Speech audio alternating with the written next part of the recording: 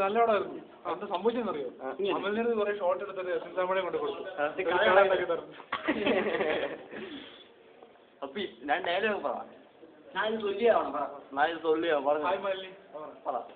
Hi Malini പറ. അമേന്ദ്രൻ എന്നും പറ.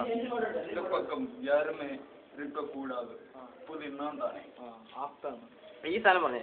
ഹായ് മാലിനി പറ. ഹായ് മാലിനി, நான் இது சொல்லியே ஆகணும். நீ எவ்வளோ அழகு,